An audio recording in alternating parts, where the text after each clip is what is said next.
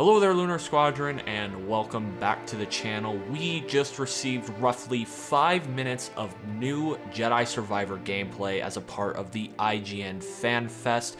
We got about 5 minutes of a walkthrough through the brand new Jedi puzzle rooms, meditation chambers, whatever you want to call it, and within this video, we got a lot of cool new information about some of the mechanics for Jedi Survivor, including a brand new perk system. And in this video, we are going to go frame by frame through this new gameplay, and we're going to break down everything that we could possibly find. There's a lot of actually really cool information packed within these 5 minutes, and we're going to go through all of it. But first, if you're new to the channel, we would love to have you as always, and the way to do that is just go down below this video, hit that little subscribe button, the bell notification right on next to it. It will notify you every single time Andreas and I upload the latest and greatest Jedi Survivor and Star Wars content. Now, without further ado, Andreas, are you ready to talk about some brand new Jedi Survivor gameplay? Yep, let's do it.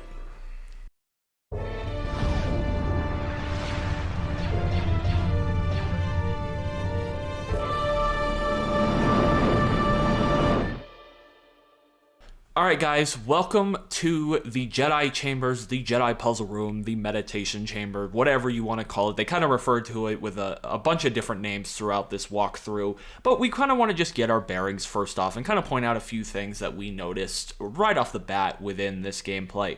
First thing we want to point out is you're going to be able to use the Force to manipulate all kinds of different things within this chamber to help you progress throughout the chamber to reach your ultimate goal. As you can see here, Cal is holding this ball circular thing. The game director, the game designer, he refers to this as a battery multiple times throughout this walkthrough in the voiceover. Cal will be able to throw this to activate different switches. You will also see over there on the right, there is like this dial switch thing that also becomes illuminated at a certain point, which is another thing that Cal will be able to interact with. So it's really clear off the bat that you will be able to use, or you will have to use, the Force to manipulate various different mechanics to progress throughout these puzzle rooms. It definitely looks like they're pretty complex. Couple other things that I noticed here in this initial shot is off out in the distance, you will see one of those echoes, the Force echoes that were made so popular in Fallen Order. It looks like you'll notice throughout this gameplay that these echoes are actually very important. They're going to provide a lot of great information to both Cal and the player about what exactly is going on within this chamber. And then the last thing I want to point out, Andres, before we move on to one of our big first observations of this gameplay is, if you take a look down below at the bottom left, we see a new combination of mechanics of combat stances that we didn't see in the 9-minute gameplay. Here we see that the player is using the single-bladed saber and the crossguard saber, and you will see the crossguard saber on his hip, which we got a great look at gameplay-wise just yesterday from IGN. But that is all I kind of wanted to point out here from this initial shot, and then we have this big first finding that you actually noticed, Andreas. Yeah, we do. So here we get a look of what it looks like outside of the actual Jedi chamber here. And what we did see is that Cal is holding that ancient device that we've seen in the previous trailer, where the High Republic individual is holding an ancient device. So now we know what this ancient device does. We always wondered if this was like a USB flash drive that held all of the names of all of the Jedi, but I don't think that's really what this is now. I'm thinking that this is a device that is used to track down and locate and pinpoint these Jedi chambers, or meditation chambers, whatever you want to call them.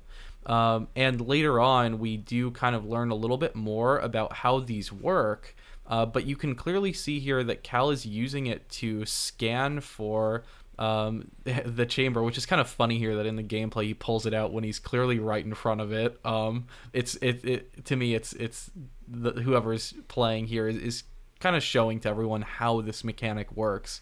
Of course, if you were actually playing the game, you probably wouldn't need to use the tracker at this point, unless you need to pull it out to unlock the meditation chamber upon arrival.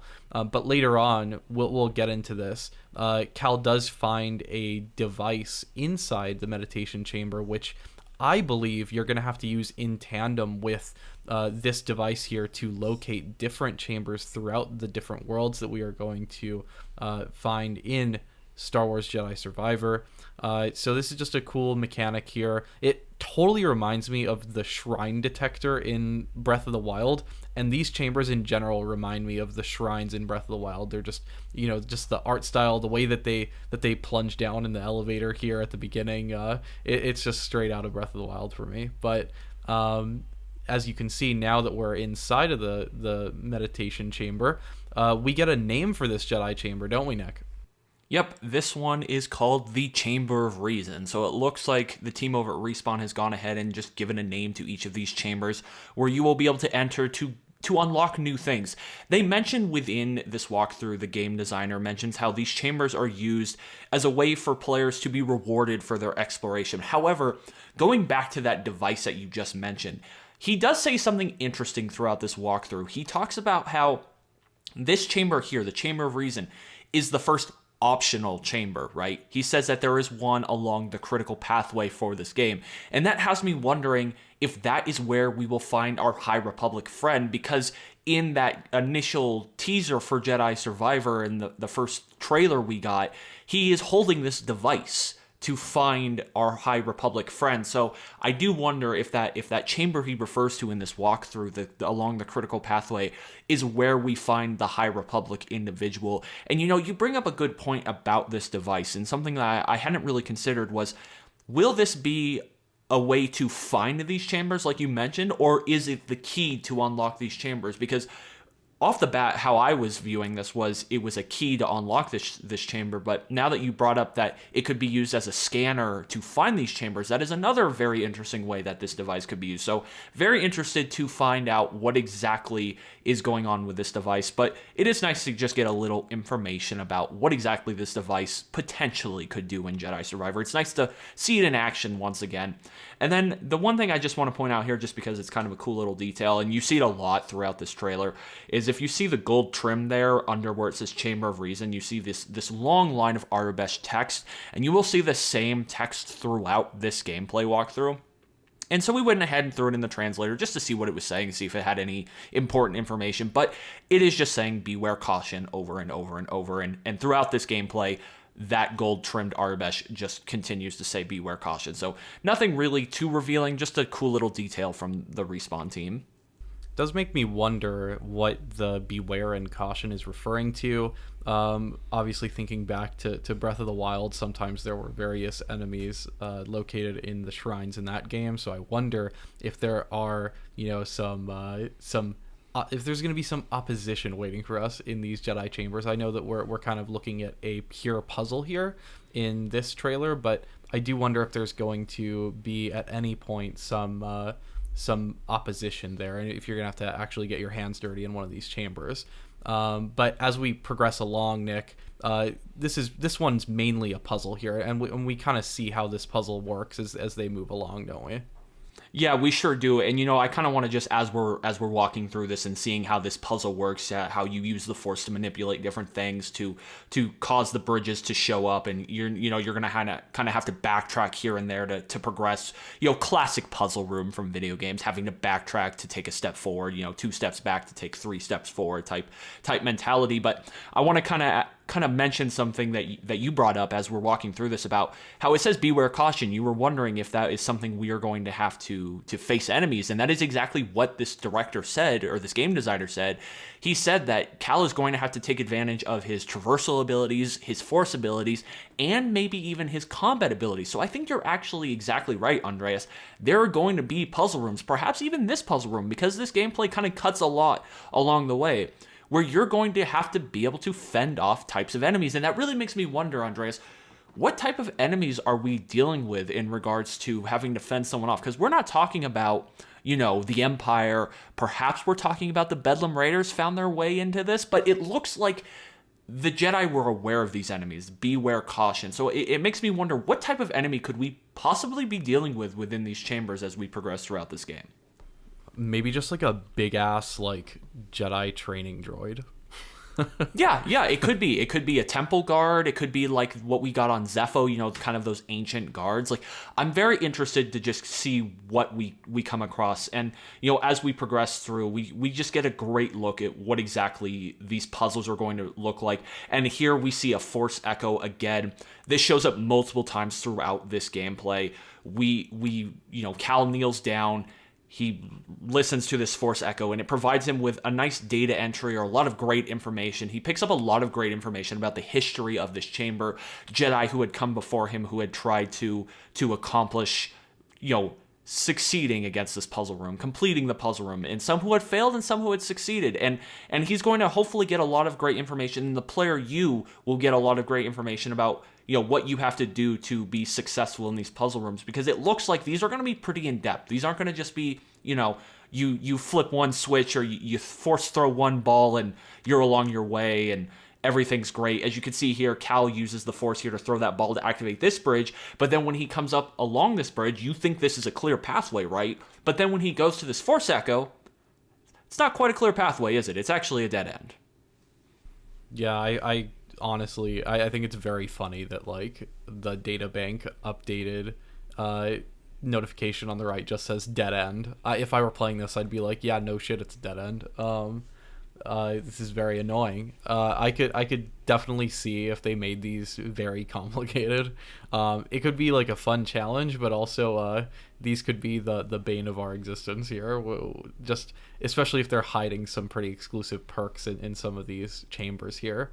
But what I've been kind of looking out for as we make our way through the trailer is what exactly these Echo notifications on the right are saying. Here you can see Databank updated Force Echo in good time. I wish that we could just click the options button there and read more about it, but we kind of only get a very brief message here, and it says 2 Jedi Knights discuss their struggling student and the nature, and that's when it trails off here. But that's kind of going along what you were saying, Nick, and what the devs were saying earlier, that is that you will pick up on Jedi that have previously attempted this chamber and maybe the struggles that they might have faced in trying to make it through these chambers here. So that's just one interesting note. And here I think we're seeing a new use for BD in this game, and that is scanning some of it looks like a Jedi QR code here, huh? What do you think these are going to be, Nick?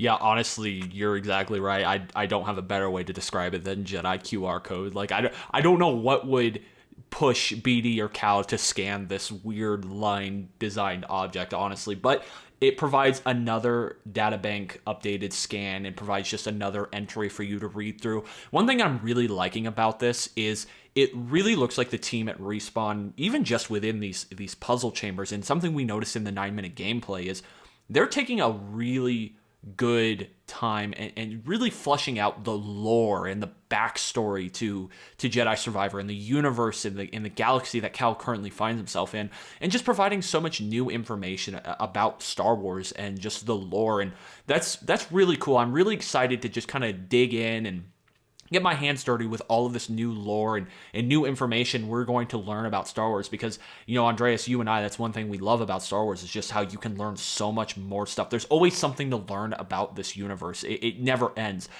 Every character has a 20-page Wikipedia page, and it looks like here Respawn is going to be adding to that. They're going to be providing so much more lore to Star Wars, and I'm just really excited to get our hands on that and just learn so much more about what is going on in the galaxy currently.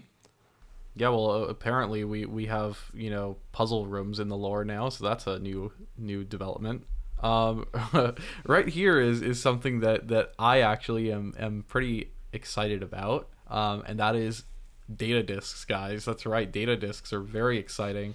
Mostly for me because that thing looks like it slots cleanly into the ancient device. I don't know. That's just kind of my that might just be me jumping to conclusions here, but I wonder if it has anything to do with the ancient device, that if it'll help you track perhaps a new chamber. Maybe you have to complete a chamber or get to a certain point in a chamber to unlock a next chamber that you will discover. I don't know. What are your thoughts on the data disk, Nick? I think it's got to contain some information that'll be helpful to Cal as he traverses the world here.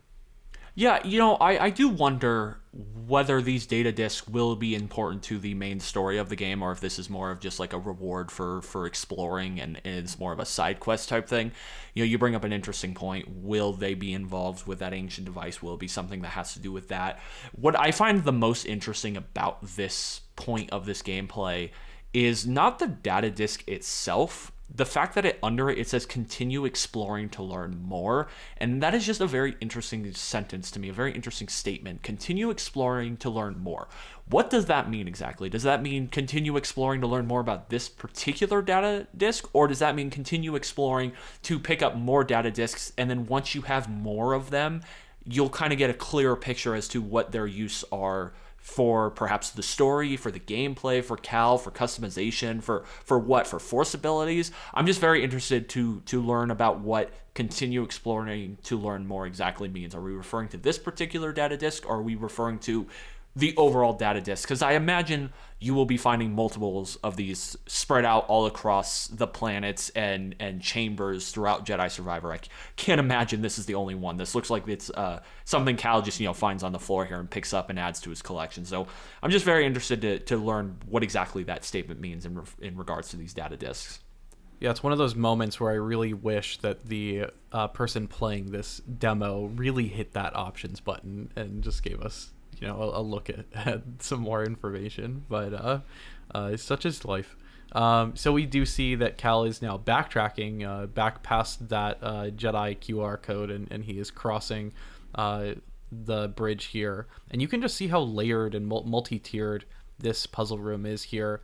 And then he can obviously use this ball here to create another bridge to cross here, and you can kind of see a pillar at the end, and it looks like you're going to be trying to find these pillars at the end. This kind of marks the finish line to these chambers. Looks very gratifying. It totally reminds me of the points of exit for the Breath of the Wild shrines as well. And here we get a very cool animation with this thing. It lifts up and it unveils this sort of crystal structure. And Nick, this is a brand new feature in this game, at least brand new to all of us. There are going to be perks in Star Wars Jedi Survivor. How is this going to change things? I mean, here we see that he walks up to this crystal here, clicks R3, and he gets another very cool animation, and then it actually will show to us what the perk is.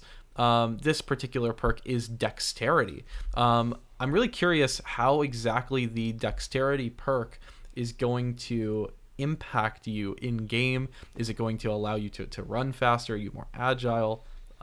Nick, what are your thoughts, just first impressions on the perk system in this game? Yeah, so this was something that was completely surprising, and it was something that the Respawn dev was clearly excited to unveil for the gameplay for Jedi Survivor, just because this is such a brand new feature to this series, and we didn't have anything like this in Fallen Order. And now that we know from that article that IGN released yesterday that each of the combat stances will have a unique individualized skill tree, it's clear that the team is trying to take what they did in Fallen Order and blow it up tenfold and just make it so much bigger, so many more ways to customize your gameplay and skill trees and skills and perks now. It's very exciting, and he said that these perks will directly impact Cal's gameplay in the way he does things. Here, dexterity to me probably refers to lightsaber combat or the ability to dodge and get out of the way. To me, this doesn't seem like it has anything to do with the Force. So I do wonder if different perks you're going to pick up will impact, say, the Force here, specifically lightsaber combat here, specifically, movement here specifically. Will there be certain perks that impact certain combat stances individually, or will, say, you find a perk that you pick up for combat, for lightsaber combat, will will it actually impact all 5 of the combat stances? Or will it be so individualized that you're really going to have to pick and choose the perks you use and kind of tailor them to your gameplay style? Because, you're going to utilize all various different forms of the combat stances. You're going to utilize all 5 throughout your playthrough. I imagine the game will force you to, at certain points, use certain combat stances, because they're not going to just put these combat stances in and then just not make you use them. Like, that's just not how games work. But, you're going to get comfortable with certain types of combat stances. You're going to have favorites. So I do wonder if you're going to be able to pick up perks that are more tailored to specific combat stances to just kind of make your overall style more fun and more powerful. And one other thing I want to point out here is just from the layout, the design here of this animation for the perks. It's diamond shaped, and then if you take a close look, it looks like there's like 4 diamonds right there, kind of like the D-pad type layout. So it makes me wonder if that means we will only be able to have 4 perks equipped at once. So you're going to have to be very specific about what types of perks you use. You're going to have to really tailor it to the gameplay style that you're going to want. You're not going to be able to pick up 20 or 30 different perks and just, go wild with it and just activate all of them and make yourself like a super overpowered OP Cal Kestis here. You're going to have to really be specific and picky about what aspects of your gameplay you're going to want to improve and change. And it's going to make each person's experience, maybe not with the story different, but it's going to make each person's experience with the overall gameplay mechanics very unique to them. And that's very exciting. And it's really cool to see Respawn really took the time to make sure that they're making this game bigger than Fallen Order, making the experience more fun than Fallen Order, just taking that next level, taking that next step up. That was something we were really looking forward to for a next-gen Jedi type game, and that is exactly what it looks like we're getting with Jedi Survivor, with just all of these different aspects we're getting throughout these gameplay trailers. Yeah, I think for me, the biggest takeaway that I'm getting from this entire Jedi Chamber revelation that we've all received today is that Jedi Survivor will be replayable in ways that Fallen Order just were not, because there are these side missions and because there are different ways to level up Cal, whether it be through one of the many new lightsaber formations that we're receiving, and the corresponding skill trees that we're getting for them, as we learned yesterday. And now with these shrines and the perks and it just seems like there's so much more going on here. There's so much depth going on here, and it really leads me to believe that this will impact replayability in this game so much. So it's a great year for Star Wars Jedi Survivor fans. It's a great year for people who love Breath of the Wild, apparently, because they're getting another game with shrines in it. That I'm excited for this, Nick. Yeah, I really am too. I just to kind of close things out and get out of here, is we really haven't seen much from Jedi Survivor yet. So far, we've seen Kobo, and we've seen now this chamber room. This is really the first new look we've gotten since, earlier we got our initial look at the teaser trailer.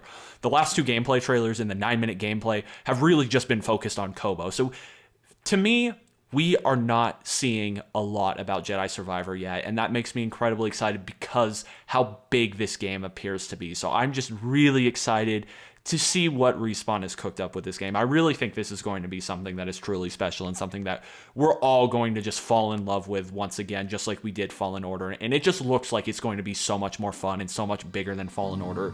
And I just can't wait to see more and get our hands on this game, hopefully in late April without any further delays. But man, this game looks massive. I wouldn't be surprised if they needed even just a little more time to polish things up, because they really look like they're shooting for the stars with this one, and I just cannot wait to get our hands on this. So guys, let us know down below in the comments. I know we didn't get a ton of new stuff today, but we did get a great first look at this meditation chamber to unlock new perks and new skills and all of this type of stuff that you can unlock along the way. So let us know down below in the comments what aspect of this new gameplay you were most excited to see.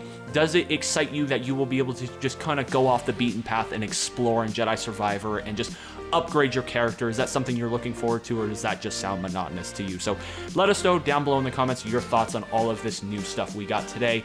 Anyway, guys, that is going to do it for us for this one. Thank you all so much for watching, and as always, we will see you all next time.